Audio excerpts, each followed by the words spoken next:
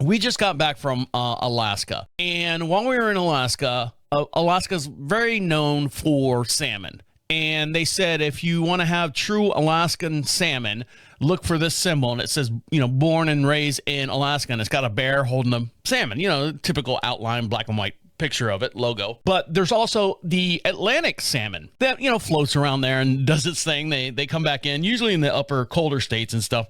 But right now, what they're finding out is that pharmaceutical pollution is running rampant across the United States, in which has created some of the fastest, most carefree salmon in the world has ever seen. The fish are high on painkillers, anti-anxiety pills, and show no hesitation when it comes to the journey from the freshwater rivers to the salty sea. So they're absolutely sending it. Nearly 1,000 different kinds of drugs have been detected throughout the waterways of the earth.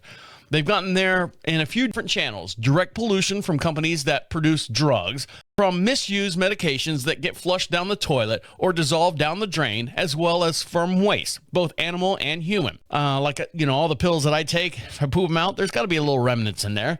Michael G. Bertrand, a behavioral ecologist, well, we'll throw that one in there, at a Swedish university agricultural science, called it a cocktail of different pharmaceutical linoleals. Yeah, we'll go with that. The animals that live near these drugged up waterways are exposed to all kinds of different medications by nature of the environment in which they live in. Psychoactive drugs like Xanax and Valium have a direct impact on the behavior of the fish.